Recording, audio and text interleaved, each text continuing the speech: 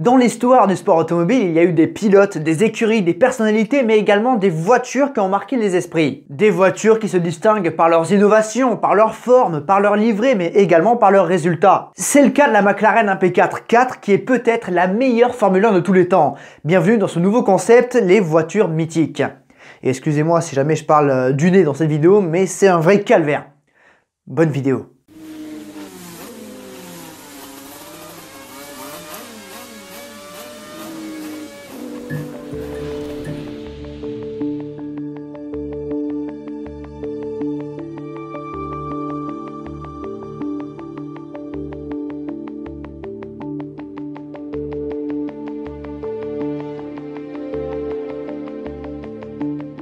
Déjà, pour bien comprendre l'impact qu'a une voiture sur son époque, eh bien il faut comprendre son époque. Oui, parce que par exemple, si tu mets la McLaren de 88 face à la Red Bull de 2023, aussi mythique soit-elle, elle va se faire atomiser.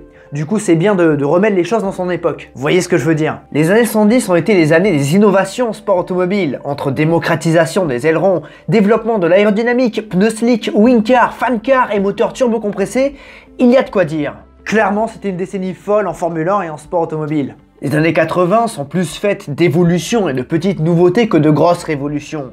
C'est en partie dû au règlement avec une marge de manœuvre plus faible pour les ingénieurs, avec comme leitmotiv la sécurité. Ainsi, les jupes et voitures à effet de sol ont été interdites fin 82 et après avoir dépassé les 1300 chevaux de puissance avec les moteurs turbo, la suralimentation est sur la fin. D'ailleurs, 1988 était la dernière année de ces moteurs avant 2014. Maintenant, quelle est la situation de McLaren? Après le titre de James Hunt en 76, McLaren s'est rapidement effondré, ce qui a signé la fin du management originel incarné par Teddy Mayer, ami du regretté Bruce. C'est ainsi qu'un Britannique du nom de Ron Dennis prit la tête de l'écurie avec le soutien de Marlboro et avec le talent de son fidèle ingénieur John Barnard, il replace McLaren sur le droit chemin. La MP4 de 81, première Formule 1 en châssis carbone, incarne ce renouveau. Et c'est d'ailleurs une voiture qui mérite sa place dans ce concept. De plus, Ron sort Niki Lauda de sa retraite en 82 et l'Autrichien démontre qu'il n'a rien perdu. Le début des années 80, c'est l'avènement des moteurs turbo et c'est la course à l'armement. Brabham a rapidement sécurisé BMW, Williams court après Honda, Lotus et Ligier après Renault et McLaren après Porsche. L'écurie de Ron Dennis signe un partenariat avec le motoriste de Stuttgart avec le soutien de Mansour Roger et de sa société TAG, technique d'avant-garde. Enfin, Ron récupère Alain Prost, dégoûté par Renault, et McLaren retrouve les sommets en 84. Duel Lauda-Prost qui tourne à l'avantage de l'Autrichien pour un demi-point et qui ramène les titres pilote et constructeur. Confirmation en 1985 avec Alain Prost qui décroche son premier sacre et les McLaren TAG Porsche sont les voitures à battre. Et 1986 démontre que l'avantage de l'écurie de Ron Dennis se fait manger par la concurrence. Les Williams Honda sont les meilleures voitures, mais la rivalité en interne chez l'écurie de Frank coûte des points aux deux pilotes et c'est Prost qui leur souffle le titre. Mais en 1987, Alain ne peut rien faire, l'ère des McLaren MP4 2 et 3 est bien terminée. De plus, le partenariat McLaren TAG Porsche arrive à son terme et il faut redonner un élan. Sans oublier qu'en 86, John Barnard a été débauché de McLaren par Ferrari. C'est la fin d'un cycle.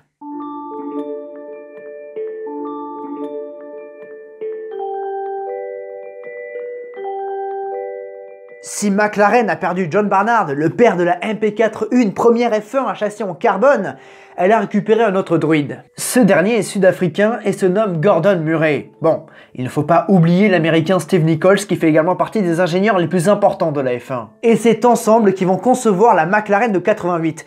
Enfin, chacun tire la corde vers soi pour dire c'est moi qui en a fait le plus. Bon, il s'avère, d'après les sources que j'ai trouvées, que c'est Gordon Murray qui en a fait un petit peu plus que Steve Nichols. Mais de toute manière, Steve Nichols a sa grosse part de responsabilité également, et ils étaient 15 à travailler dessus, 15 ingénieurs. Donc oui, c'est sous l'impulsion de Gordon Murray principalement, mais il n'est pas tout seul. Mais il faut dire que la conception de cette voiture se fait attendre, parce qu'il faut connaître un élément essentiel dans la fabrication, les dimensions du moteur. Comme dit juste avant, le partenariat avec TAG Porsche s'achève fin 1987. Ron Dennis est donc tourné vers un autre motoriste, et pas n'importe lequel, Honda, la référence. Ce qui a aidé à attirer Ayrton Senna chez McLaren. Bref, pour commencer à travailler sur le châssis et sur l'aérodynamique de la McLaren MP4 de 88, il faut donc attendre les dimensions du moteur qui sont fournies par Honda. Le moteur RA168E qui propulsera la voiture. Et ça prend du temps, c'est à la fin de l'été que les ingénieurs de McLaren connaissent les dimensions du Honda. D'habitude, on commence à travailler sur la voiture de l'année suivante à partir du printemps. Ben là, c'est en août. Du coup, le timing est beaucoup plus serré. En soi, si le moteur Nippon est le plus abouti des moteurs turbo sur le marché, il n'est pas surpuissant. D'autant plus que pour 88, les moteurs turbo sont bridés par le règlement qui souhaite mettre en avant le futur, les atmosphériques. Enfin bon, les ingénieurs japonais se sont rendus compte qu'il est préférable d'avoir un moteur turbo bridé à 2,5 bar plutôt que d'avoir un atmosphérique à son plein potentiel. Donc le choix est vite fait. Dernière chose à savoir sur le moteur Honda, l'embrayage est plus petit, ce qui diminue la hauteur du moteur. De plus, il est plus léger et consomme moins. Tant mieux parce que la réglementation sur le réservoir pour les moteurs turbo en 88 a changé, passant de 190 litres à 150 litres. Alors, le réservoir de la McLaren MP4 était de 154 litres, donc 4 litres de plus. Et il faut pas jouer avec ça, parce que là tu te fais disqualifier directement. Du coup, les ingénieurs, ils ont mis des barres en plastique dedans pour faire tomber la quantité sous la barre maximale. Bref, ce sont des innovations importantes car Gordon Murray et Steve Nichols vont dessiner une voiture radicale qui va s'inspirer d'une ancienne création du Sud-Africain, la Brabham BT55. Cette Brabham était bien différente des autres voitures du championnat 86. En effet, cette dernière était beaucoup plus plate et basse que les autres. Bon, les problèmes internes à Brabham durant cette saison et le manque de moyens ont empêché ce concept d'atteindre son plein potentiel. Et ce fut une saison frustrante pour l'écurie de Bernie Ecclestone en termes de résultats. Mais avec McLaren, Gordon dispose des moyens nécessaires pour réussir. La MP4 est plus extrême que la BT55, encore plus fine et plus épurée que la Brabham. Un capot avant plus fin d'environ 30% que les précédentes créations de Barnard qui avait comme signature un nez en bec de canard bien plus large. Cette McLaren détonne dans la continuité des voitures de l'équipe ainsi que dans le paysage de la Formule 1. Voiture plus aérodynamique au centre de gravité plus bas. De plus, l'écoulement de l'air sur la carrosserie alimente de manière très efficace l'aileron arrière. Ça augure de très bonnes choses. S'ajoute à ça un diffuseur très imposant qui fournit beaucoup d'appui aérodynamique avec également l'aide de l'air chaud soufflé par les échappements. En ce qui concerne les suspensions, ce sont des poussons à l'arrière et des tirants à l'avant. Le problème, c'est que cette voiture est trop légère, bien en dessous des 540 kg réglementaires. Du coup, les ingénieurs ont rajouté des morceaux de tungstène au plus bas de la voiture, ce qui a également fait baisser le centre de gravité. Et qui dit centre de gravité plus bas dit que c'est mieux. D'ailleurs, le tungstène, c'est ce qui est utilisé sur les F1 actuels sous les voitures et c'est ça qui fait les étincelles que vous voyez. Parce que bon, le bois sur le bitume, ça fait pas d'étincelles, ça fait de la fumée parce que en plus c'est même pas du bois, c'est du matériau composite. Mais voilà, bref, le tungstène, c'est ce qui est ajouté sur le fond plat des Formule 1 actuelles pour faire des étincelles pour le pestacle. Et en l'occurrence, le tungstène a permis à la McLaren MP4 d'atteindre le poids minimal réglementaire, ainsi que de faire baisser son centre de gravité. Cette monoplace va également changer la position de conduite du pilote. De par sa faible hauteur, le siège est reculé et le pilote se retrouve en position semi-allongée dans le cockpit. C'est le début de la philosophie actuelle. Et après 8 mois de travail intensif, la McLaren MP4 sort des ateliers, juste à temps pour les derniers essais de pré-saison, 9 jours avant le début du championnat.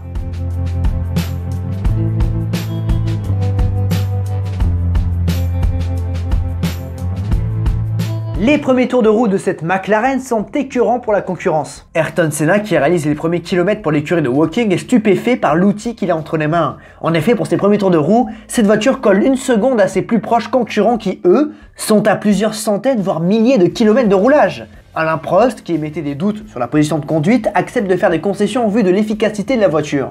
Ça se comprend. Et après les premiers tours de roue, il affirme à Ron Dennis que cette voiture sera champion du monde. Et en effet, cette McLaren va être imbattable et va isoler Alain Prost et Ayrton Senna au sommet du classement. Leurs adversaires vont vite admettre la supériorité des McLaren. En pole position au Brésil avec Senna, cette voiture s'impose entre les mains d'Alain Prost. Pour la deuxième course à Imola, Ayrton Senna prend la pole position pour 7 dixièmes devant son équipier, mais surtout 3 secondes 3 devant le troisième Nelson Piquet. C'est indécent. Sur les 16 Grands Prix de la saison 88, les MP4 ont fait 12 doublés en qualification et 10 en course. Cette voiture est imbattable et la concurrence doit attendre un faux pas de l'un ou de l'autre pour terminer devant. Au Brésil, Senna est disqualifié pour changement illégal de voiture. À Monaco, le Brésilien explose son équipier en qualification en poussant au maximum sa MP4. Mais le lendemain en course, alors qu'il domine outrageusement l'épreuve, il part dans le rail au portier. À Silverstone, Alain Prost renonce sous les trombes d'eau.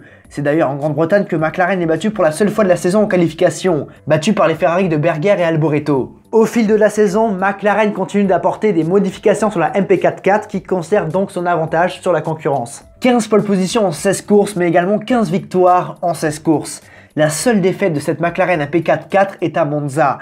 Prost casse son moteur durant la course et en fin d'épreuve, Senna s'accroche en prenant un tour à l'intérimaire de chez Williams, le français Jean-Louis Schlesser. Le Brésilien renonce et ce sont les deux Ferrari de Berger et Alboreto qui s'imposent et font tomber l'écurie de Ron Dennis. La défaite de cette voiture est à la hauteur des performances qu'elle procure. Historique. Une anomalie dans une saison qui voit McLaren se relancer après 2 années en roue libre. Au terme des 16 Grands Prix de la saison, McLaren affiche un score de 199 points sur les 240 possibles. Soit plus de 82%, ça fait partie des ratios les plus dingues de l'histoire. Actuellement, Red Bull en 2023 sont à un petit peu plus de 81%. Après le Grand Prix du Qatar, ils sont à 657 points sur 808 points possibles. 199 points, c'est seulement 2 de moins que toutes les autres équipes réunies. Deuxième du championnat, c'est Ferrari qui compte 65 points. Côté pilote, Alain Prost a marqué 105 points et Ayrton Senna 94, mais vu que seuls les 11 meilleurs résultats sont comptabilisés, c'est le Brésilien qui devient champion du monde. Ça s'est fait à Suzuka avant dernière manche de la saison. Bref, ce sont des chiffres qui donnent le tournis et qui démontrent l'avant-gardisme de cette voiture.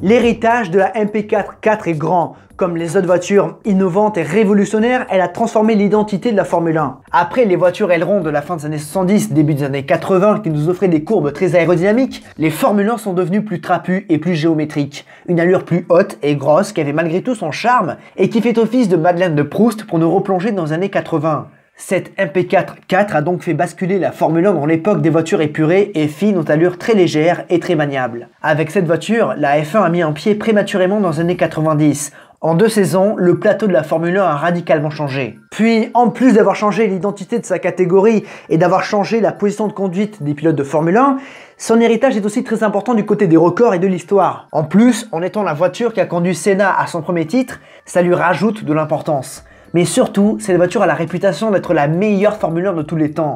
Elle a mis la barre tellement haute. Certes, le record de 15 victoires dans une saison a été battu à 5 reprises. Par la Red Bull de 2023 ou par la Red Bull de 2022, mais aussi par les Mercedes de 2014 à 2016. C'est d'ailleurs la W07 de 2016 qui a le record avec 19 victoires. Mais c'est sûr, il y a beaucoup plus de Grands Prix aujourd'hui qu'en 88, alors on peut prendre les choses différemment. Mais la MP4 n'a perdu qu'un seul Grand Prix. La Mercedes de 2016 en a perdu 2, celles de 2014 et 2015 en ont perdu 3. La Red Bull de 2022 en a laissé 5 à la concurrence. Alors certes, la Red Bull de 2023 va peut-être égaler la McLaren en ne perdant qu'un seul Grand Prix. Pour le moment, seul Singapour est tombé entre les mains de la concurrence et curieusement, comme en 88, c'est Ferrari qui l'a récupéré. Mais je pense que la MP4 est une meilleure voiture que la Red Bull cette année. En effet, si McLaren a perdu le Grand Prix d'Italie 88, en termes de performance, il pouvait clairement le gagner, contrairement à Red Bull en 2023 qui n'a pas perdu Singapour parce qu'ils ont abandonné, mais parce qu'ils n'avaient pas le rythme. Voilà pourquoi je pense que la McLaren MP4 de 1988 est la meilleure Formule 1 de tous les temps. On arrive au bout donc de cette vidéo, j'espère que ça vous a plu, si c'est le cas, vous savez quoi faire sur la plateforme. Je vous invite également à aller rejoindre les différents liens, aller voir les différents liens que je vous ai mis en description, mais surtout, n'oubliez jamais, le plus important c'est de continuer d'aimer le sport auto, continuer d'aimer McLaren, à la prochaine. Ouais, c'est affolant de voir, tu vois, ça se joue à rien, parce qu'ils auraient pu gagner absolument tous les Grands Prix de la saison, avec des 6, 2 ans, Red Bull aussi, hein, tu vois, il faut plus de 6 justement, c'est ça le truc, il faut plus de 6 pour la Red Bull de 2023, je pointe celle-là mais ça c'est celle de 2022, et du coup il faut plus de 6 pour la Red Bull de 2023 que pour la McLaren 88, parce que bon, Senna aurait été un petit peu plus précautionneux au moment de dépasser Jean-Louis Schlesser, ou Jean-Louis Schlesser était plus précautionneux pour se laisser dépasser. Du coup, c'est 100% de victoire pour McLaren, quoi. Donc vraiment, c'est affolant cette voiture, elle était dingue. Mais vraiment, elle était dingue. Ça devait être bizarre quand même à vivre. Puis même pour Alain Prost, j'aime bien parler de ça, mais Prost, quand il commence la Formule 1, c'est en 1980, les voitures sont tellement différentes, même de celles de 88. Pour lui, ça va être vraiment, ça va bien changer. Mais voilà, c'est exceptionnel qu'il y ait des voitures et qu'une voiture comme de Formule 1 puisse autant se détacher de la concurrence.